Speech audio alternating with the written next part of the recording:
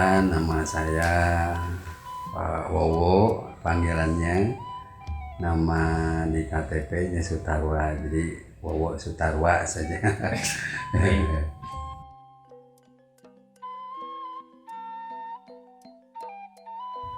Latar belakang ataupun sejarahnya, pertama saya tadinya karena hobi ya, sering belajar di tempat lain. Kemudian suatu saat anak-anak SPMA waktu itu minta dilatih kokurikuler yang namanya kesenian degung khususnya.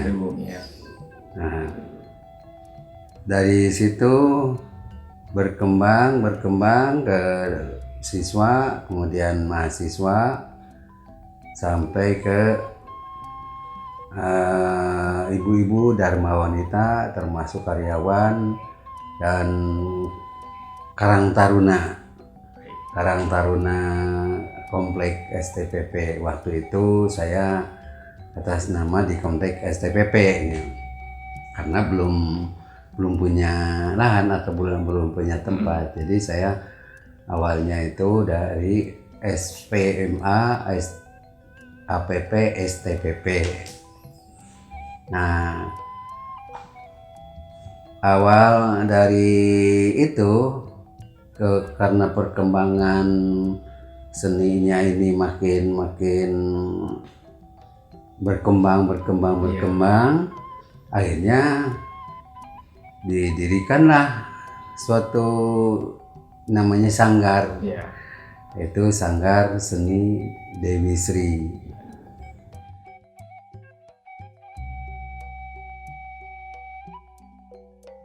Kalau resminya sejak tahun 1991. Padahal sebelumnya itu sudah dari tahun 85. Udah banyak yang ini. Ya, sudah banyak panggilan, sudah banyak pentas. Nah, resminya itu tahun 1991. Baik Pak. Selanjutnya siapa yang merintis pertama kali?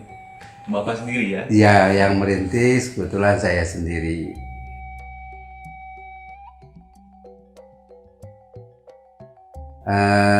Visi dan misi dari Sanggar Seni Dewi Sri ini adalah pertama melestarikan seni budaya, khususnya di bidang seni budaya Sunda.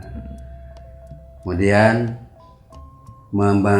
dengan tujuan ya membina, melestarikan, melatih, melestarikan dan membina serta pengembangan seni budaya yang ada di Tatar Sunda khususnya.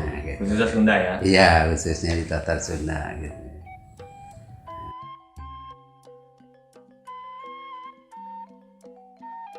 Program yang setelah kami adakan yaitu dari upacara adat ya, untuk seni untuk acara-acara pernikahan biasanya itu pakai upacara adat. Kemudian seni degung, seni jaipong, seni calung, seni kacapi suling dan sisingaan, serta membina melatih vokal juru kawih gitu. Oke. Iya.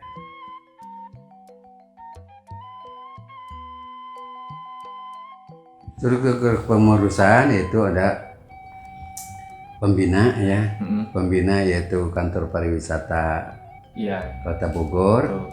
Kemudian sebagai ketua saya sendiri, sebagai sekretaris yaitu sekretaris dan bendahara Neng Sri Wahyuni. Bu Neng ya? Ya. Yang kemarin saya ketemu. Ya. Nah, kemudian ada seksi pelatihan, tari, seksi pelatihan karawitan, dan seksi-seksi lain yang menunjang yang sekiranya diperlukan gitu.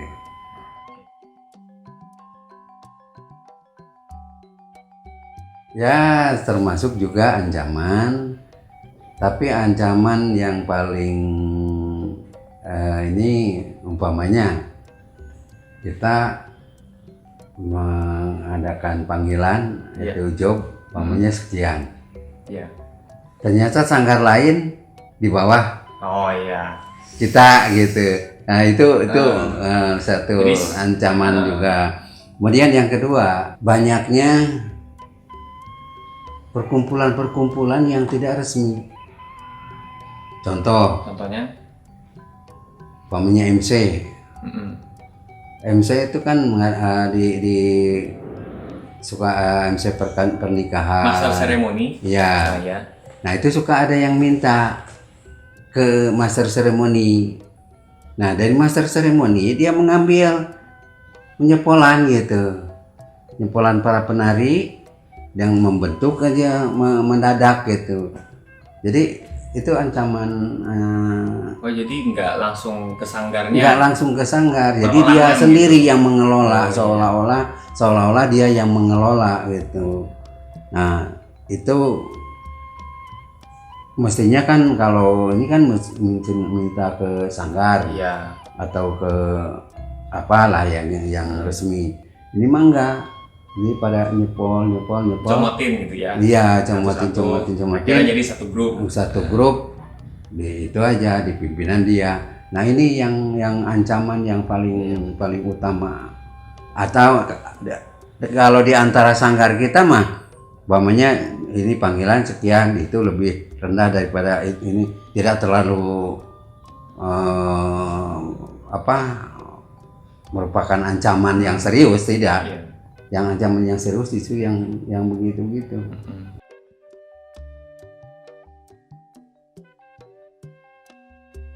Ya peluangnya sih sebenarnya banyak ya. Banyak umpamanya kolaborasi antara musik modern dengan musik tradisional. Itu merupakan suatu peluang untuk orbit gitu ya, artinya untuk meluas untuk ya. Kemudian peluang lain juga banyak. Yang penting pembinaannya benar-benar tepat. Kalaupun ya istilahnya tempatnya yang begitu menjorok, tapi kalau kualitasnya baik tentu akan diburu kan. Iya betul. Nah itu harus betul-betul ditingkatkan kualitasnya. Kalau menurut saya pribadi yang paling penting itu mungkin peluang yang tadi Bapak sebutkan ya, kolaborasi. Iya, kolaborasi. Dengan Bapak musik modern ya. Iya. Karena kan sekarang anak muda itu kan lebih banyak suka musik modern ya. Iya. Dengerin musik modern ya kan, lupa dengan musik tradisional. Nah, ya salah satu peluangnya ya itu modern terbawa karena mereka senang pada musik modern, yang tradisionalnya juga terbawa. Jangan sampai dia meninggalkan ke tradisionalnya gitu. Ancaman juga ya dia. Iya. Masuk ancaman juga ya tadi. Iya.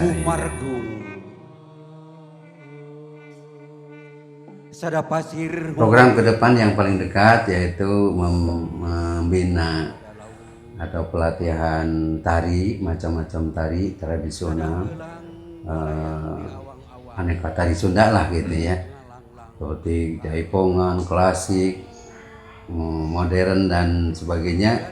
Itu betul-betul dibina. Kemudian di mana ada peluang, contoh Jenggelen menyiapkan panggung. Nah, kita bisa mengisi di situ. Akhirnya kalau itu bagus ya. Akhirnya kita kita bisa dikenal. Iya betul. Kemudian juga banyak yang lainnya seperti tampil di mall ataupun di tempat-tempat lain yang memang bisa apa namanya, kita bisa orbit gitu.